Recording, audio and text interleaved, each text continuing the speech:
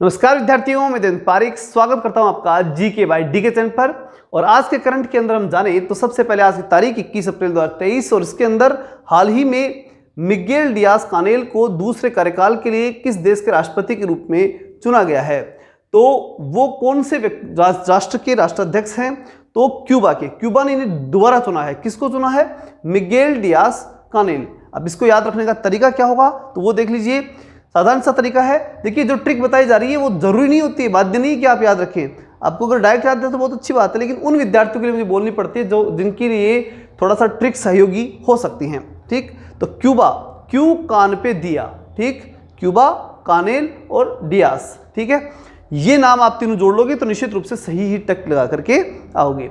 अगला प्रश्न आता है।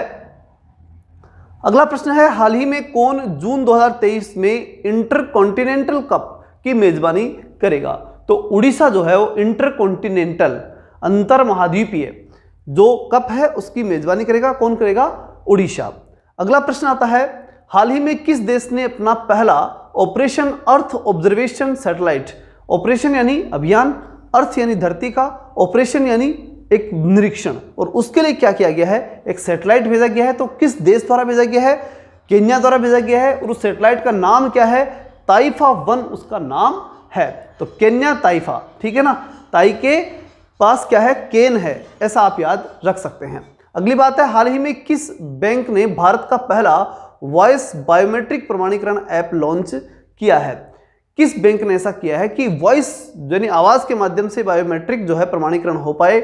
वॉइस बायोमेट्रिक प्रमाणीकरण ऐप, ये ऐप की बात हो रही है। एक ऐप होगा, उसके माध्यम से, आवाज के माध्यम से ही बायोमेट्रिक हो पाएगी। इस प्रकार का ऐप किसने लॉन्च किया? सिटी यूनियन बैंक ने। तो सिटी में ही ज्यादा जो है जरूरत पड़ती है बायोमेट्रिक को ऐप के माध्यम से। ज्यादा सिटी, बड़ी सिटी होती है, वहां ऐप के माध्यम से हम काम में ले सकते हैं। इसलिए सिटी बैंक याद रख लेना, ठीक है, आसानी से याद रह जाएगा। हाल ही में भारतीय नौसेना ने कहां अपतटीय सुरक्षा अभ्यास प्रस्थान आयोजित किया है? ठीक है, जो नौसेना के अभ्यास होते हैं ज्यादा समुद्री किनारे होंगे निश्चित रूप से। तो कोच्चि हो सकता है, विशाखापट्टनम हो सकता है, मुंबई हो सकता है। तो ये तो ऑप्शन इसी आधार पर दिए जाते हैं, लेकिन उत्तर का ध्यान रखना आपको क्या है? मुंबई, आर्थिक राजधानी मुंबई जो है वहां पर प्रस्थान अभ्यास, वहां से ही सब कुछ प्रस्थान होगा। पैसे के बिना क्या प्रस्थान हो सकता है? इसलिए मुंबई जो कि आर्थिक राजधानी है वहीं से प्रस्थान अभियान को जोड़ लेना। क्लियर? अगला प्रश्न है, हाल ही में चीनी भाषा दिवस कब मनाया गया? 18 अप्रैल, 20 अप्रैल, 19 अप्रैल या इनमें से कोई नहीं? तो इसका उत्तर है 20 अप्रैल। वैसे हमें चीन से कोई मतलब नहीं होना चाहिए, लेकिन प्रश्न के रूप में ध्यान रखना ही पड़ता है। तो 20 अप्रैल यानी कल जो है वो चीनी भाषा दिवस के रूप में मनाया गया। अगला प्रश्न है, हाल ही में चुनाव आयोग ने कहां से पहली बार वोट फ्रॉम होम यानी घर से ही वोटिंग हो जाएगी? लेकिन ध्यान रखना ये वयोवृद्ध लोगों के लिए है, सबके लिए ये चीज नहीं है। और वो राज्य है कौन सा? कर्नाटक, क्योंकि कर्नाटक में हाल ही में चुनाव होने हैं। तो कल ही चुनाव आयोग ने घोषणा की थी कि जो वयोवृद्ध लोग हैं जिनकी उम्र बहुत ज्यादा हो चुकी, वो घर से वोट दे सकते हैं। अगला प्रश्न है, हाल ही में 8वीं भारत थाईलैंड रक्षा वार्ता यानी भारत और थाईलैंड के बीच रक्षा वार्ता जो है उसका आयोजन कहां होगा? तो ध्यान रखिएगा, आपकी बार थाईलैंड में ही हो रहा है। तो थाईलैंड के अंदर जो बैंकॉक है वहां पर ये भारत थाईलैंड रक्षा वार्ता जो कि 8वें नंबर की है, ठीक है, उसका आयोजन किया जा रहा है। अगला प्रश्न है, हाल ही में देश में डिजिटल लेन देन के लिए कौन सा शहर शीर्ष पर है? ठीक है, तो मुंबई जो कि आर्थिक राजधानी है लेकिन वो नहीं है, ध्यान रखना। नई दिल्ली जो भारत की राजधानी है वो भी नहीं है। तो तीसरा कौन? बेंगलुरु, जो टेक्निकल राजधानी के रूप में बोल सकते हैं। तो वो जो है वो डिजिटल लेन देन, और निश्चित रूप से टेक्निकल में तो फिर समझ में आ ही गया, बेंगलुरु ही होगा फिर। अगला प्रश्न है, हाल ही में किसने साथी पोर्टल और मोबाइल ऐप लॉन्च किया है? साथी नाम से एक पोर्टल और मोबाइल ऐप, ये दोनों लॉन्च किए हैं। किस नाम से? साथी नाम से। तो नरेंद्र सिंह तोमर जो मिनिस्टर हैं उन्होंने जो है वो साथी पोर्टल ऐप लॉन्च किया है। अगला है, हाल ही में किस देश के क्रिकेटर गैरी बैलेंस ने क्रिकेट के सभी प्रारूपों से संन्यास ले लिया? मतलब गैरी बैलेंस ने अपना बैलेंस बना लिया, संन्यास ले लिया। तो वो कौन है? वो कहाँ का है? प्रश्न ये उठता है। तो वो कहाँ का है? इंग्लैंड का। गैरी बैलेंस गिरते हुए बैलेंस बना लिया।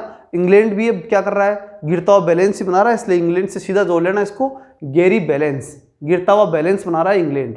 अगला प्रश्न है, हाल ही में किस देश ने फेनगेन 3 उपग्रह का लॉन्च किया है? तो फेनगेन नाम सुनते ही समझ में आ गया होगा। इस प्रकार का नाम चीन का हो सकता है या फिर जापान का भी। देखो ऑप्शन दोनों दिए हैं। तो आप जापान और चीन दोनों हो सकते हैं, तो इसलिए चीन का ध्यान रखना।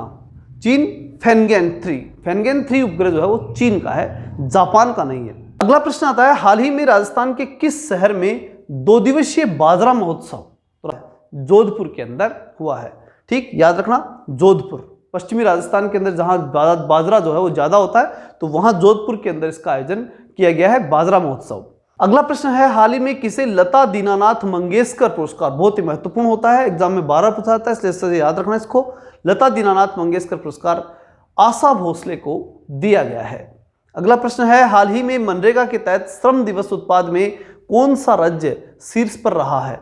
तो राजस्थान शीर्ष पर रहा है मनरेगा के तहत श्रम दिवस उत्पाद के अंदर। मनरेगा में श्रम होगा निश्चित रूप से, और उसके लिए श्रम दिवस उत्पादन जो है उसके अंदर राजस्थान सबसे टॉप पर रहा है, यानी मनरेगा में अच्छा काम किया इन लोगों ने। तो इस प्रकार से जो है यह आज का करंट कंप्लीट हुआ। अगर अच्छा लगा तो अपने दोस्तों के पास भेजिए, और अगर लगातार जुड़े रहना चाहते हैं तो चैनल को सब्सक्राइब जरूर कर दें, और लाइक तो निश्चित रूप से करके जाएं। चलिए मिलते हैं नेक्स्ट वीडियो में, तब तक के लिए जय हिंद, जय भारत।